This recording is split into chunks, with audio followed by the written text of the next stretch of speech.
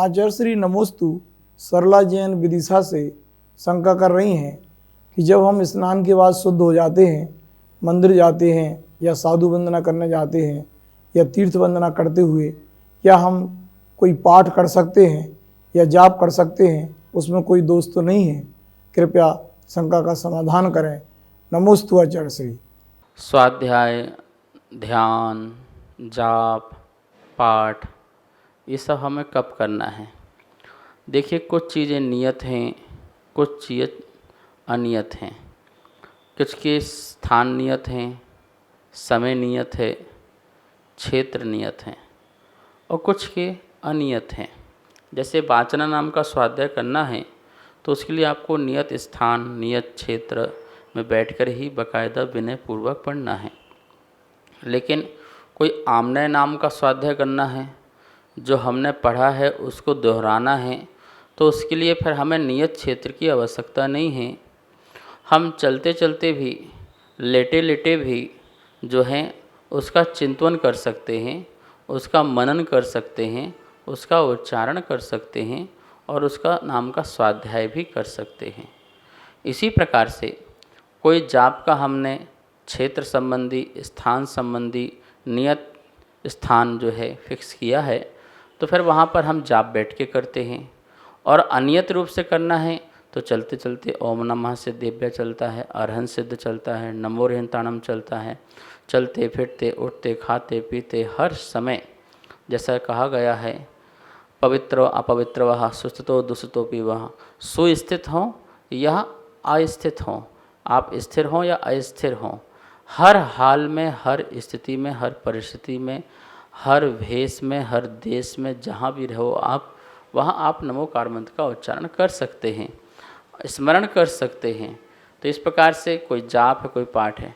अब जैसे प्रतिक्रमण है, अब प्रतिक्रमण चलते चलते प्रतिक्रमण नहीं हो सकता, क्योंकि वो तो अतिक्रमण करोगे, चलते चलते प्रतिक्रमण करोगे तो वो तो अतिक्रमण, एक जगह अतिक्रमण भी हो रहा है और प्रतिक्रमण भी हो रहा है, तो वो नहीं चलेगा।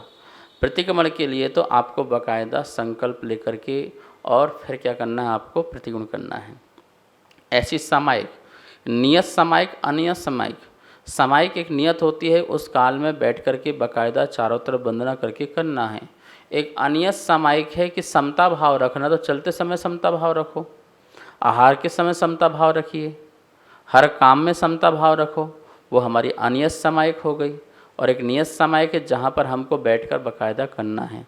तो ये सब में ध्यान रखना है। जो ध्यान है, अब ध्यान है, आत्म ध्यान करना है तो चिंतन मगन होना है, अंदर लीन होना है, तो आप प्रवृत्ति कम कीजिए। और यदि शुभ ध्यान करना है तो शुभ ध्यान, आप तो मंदिर आ रहे, ये भी आपका शुभ ध्यान है, आप स्वाध्याय कर रहे, ये भी शुभ ध्यान है, आप दान उपकार आदि कर रहे हैं, ये भी शुभ ध्यान है, किसी जीव दया का पालन कर रहे हैं, ये भी शुभ ध्यान है। तो इस प्रकार से ये चलते फिरते बैठते हर समय ये ध्यान हो सकता है। तो हर चीज़ में ये व्यवस्था आपको ध्यान रखना है कि गुरुदेव जो चलते चलते गाथाएं बोलते थे, पाठ किया करते थे, पूरे चलते चलते पूरे समय सार का पाठ कर लिया करते थे। पूरे रास्ते में पूरा समय सार की गाथाएं कंठस्थ थीं और पढ़ लिया। हम लोग गुरुदेव के साथ चलते थे, द्रव्य संग्रह का, तत्वार सूत का, इष्टोपदेश का, छह डाला आदि का, इनको उनको सुना करके अपना पाठ कर लिया करते थे। तो ऐसा भी पाठ हो जाता है, ठीक है ना। आपकी उपयोग की चंचलता कितनी दूर हो सकती है वो आपको देखना है। आपकी उपयोग स्थिरता चलने में नहीं हो रही है तो आप बैठकर स्वाध्याय कर लीजिए, बैठ कर के आप पाठ कर लीजिए, बैठ कर के आप जाप कर लीजिए, एकांत में कर लीजिए। और जिसकी उपयोग की चंचलता रुक गई है तो वो भीड़ में भी रहे, वो लाखों लोगों के बीच में भी रहे, तो वो अपने में रह सकता है और अपना जाप पाठ, पूजा पाठ आदि सब कुछ कर सकता है। तो सब परिस्थितियों को देखते हुए दोनों प्रकार की व्यवस्थाएं आप अपना सकते हैं। आचार्य श्री नमोस्तु पंडित विमल कुमार जी शास्त्री दिल्ली से शंका कर रहे हैं कि इस वर्ष जो दीपावली है वह 24 तारीख की होगी या 25 तारीख की, क्योंकि अनेक पत्र पत्रिकाओं में अलग अलग तिथि बता रहे हैं। तो निर्वाण लाडू कब चढ़ाया जाएगा, किस तिथि में, किस तारीख को, और शाम की जो श्रावकों के द्वारा दीपावली मनाई जाती है वह दीपावली कब मनाई जाएगी? कृपया शंका का समाधान करें। नमोस्तु आचार्य श्री। पीठाधीश सुरेंद्र कीर्ति जी स्वामी जी। जो आज शंका करने पूछने के लिए बैठे हुए हैं। और आपने विद्यानंद गुरुकुलम जो दिल्ली में बन रहा है उसके पीठ में आप आधीश हुए हैं और आपका भविष्य उज्जवल हो और आप इसी प्रकार से ज्ञान की परंपरा चलाएं। इस प्रकार से पीठाधीश जी को मेरा बहुत आशीर्वाद है, सुरेंद्र कीर्ति को। और जो विमल जी ने प्रश्न पूछा है बहुत सुंदर, कि बहुत लोग पूछना चाहते हैं कि हम दीपावली कब मनाएं। पंचांग में 24 आ रही है, 25 तारीख आ रही है अक्टूबर में। तो देखिए सारे पंचांग को मैंने देखा, समझा, पढ़ा, तो उसमें 14 जो है वो 24 तारीख की है। शाम तक जो है 14 की जो तिथि पड़ रही है 24 अक्टूबर को, तो 14 को महावीर स्वामी का मोक्ष नहीं हुआ था, निर्वाण नहीं हुआ था। अमावस्या में महावीर स्वामी का जो निर्माण हुआ था, इसलिए महावीर स्वामी जो है का निर्माण जो महोत्सव मनाया जाएगा वह 25 तारीख की प्रातः काल में मनाया जाएगा। अब शाम को तक जो है अमावस्या है, फिर आगे तिथि प्रारंभ हो जाएगी। तो जिस दिन भगवान का निर्माण हुआ उसी दिन संध्या काल में हमारे उनके गौतम स्वामी हमारे गणधर जो हैं उनका क्या हुआ, केवल ज्ञान प्राप्त हुआ। इसलिए प्रातः काल हम लाडू चढ़ाएंगे और सायंकाल जो है गौतम स्वामी की पूजा करेंगे गोधौली वीला में। ठीक है, जो 4-5 के बीच में होगा उसमें आप ये करें। और शाम को रात्रिकालीन जो भी आपको पूजा पाठ आदि करना है वो आप कर सकते हैं। 24 अक्टूबर को जितने भी साधु हैं, मुनिराज हैं, वो प्रातः काल जो हैं चातुर्मास का निष्ठापन करेंगे। अपनी भक्ति आदि पढ़ते हुए चातुर्मास का निष्ठापन करेंगे। मतलब कि 24 अक्टूबर को सभी मुनिराजों का चातुर्मास निष्ठापन हो जाएगा। जहाँ जिसको कलश लेना है वो कलश ले जा सकते हैं, लेकिन चातुर्मास का निष्ठापन तो 24 अक्टूबर को ही हो जाएगा। 25 अक्टूबर को प्रातःकाल क्या करना है, अपन को निर्माण लाडू चढ़ाना है बहुत भक्ति से। और भगवान महावीर स्वामी के शासन काल में है हम, तो आपको बहुत ही भक्ति से करना है। महावीराष्टक पढ़ना और उसमें 9 दीपकों से आराधना करना। हमारे यहाँ से महावीर अष्टक की दीपार्चनम तैयार की गई है।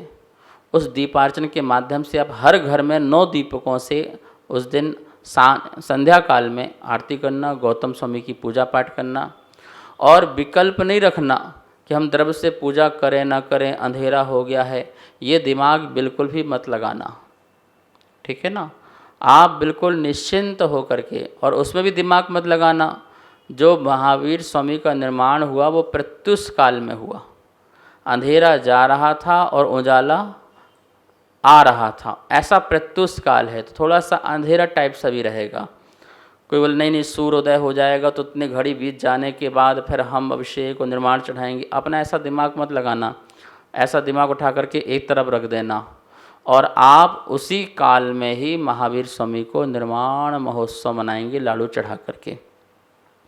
संध्या काल में आप बाकायदा पूरी पूजा कीजिए, पूरे परिवार को बैठाइए, 16 दीपकों से पूजा कीजिए। 16 कारण भावना के प्रतीक हैं। हम भी आगे जाकर 16 कारण भावनाओं को भा करके तीर्थंकर बने, ऐसी भाव से वहाँ पूजा कीजिए। महावीर स्वामी की यदि मूर्ति प्रतिष्ठित हो तो वो रखिए, नहीं तो फोटो रखिए। माँ जिनवाणी की स्थापना कीजिए, मंगल कलश से स्थापना कीजिए। इस प्रकार से सारी विधि विधान से आप जो है श्री महावीराय नमः, श्री गौतम गणधराय नमः, श्री केवल ज्ञान लक्ष्मी नमः, ऐसा करके आप जो है ये पूजा भगवान की कीजिए, गुरु की कीजिए। और सावधान, फटाके आदि न फोड़ें, कोई जीव हिंसा आदि न करें जिससे हमारा अहिंसा धर्म जो है बदनाम हो। इस बात का भी हमें ध्यान रखना है। इस प्रकार से आपको 24 को चतुर्मास निष्ठापन और आप जो है 25 को निर्माण महोत्सव मनाएंगे। यही पंचांग की तिथि सही है। सभी को सादर जय जिनेंद्र। पूज्य गुरुदेव के मुखारविंद से आप सभी की शंकाओं का नित्य समाधान आगम के अनुसार किया जा रहा है। और ये इसका प्रसारण आदिनाथ टीवी चैनल के माध्यम से हो रहा है। अगर आपके मन में किसी भी प्रकार की कोई भी शंका है तो आप हमें नीचे दिए गए नंबर पर बेझिझक भेज सकते हैं और आपकी शंका का समाधान पूज्य गुरुदेव के मुखारबिंद से आदिनाथ टीवी चैनल के माध्यम से किया जाएगा। तो आप हमें अपनी शंकाएं भेजें और पूज्य गुरुदेव के मुखारबिंद से अपना समाधान पाएं और अपनी शंका का समाधान करें। जय जिनेंद्र। इस कार्यक्रम के पुण्यार्जक थे अशोक बड़जात्या, ममता बड़जात्या, अंकिता, टीना, आकाश, अंकुश, सॉल्ट लेक कोलकाता से, गुप्तदान अहमदाबाद से।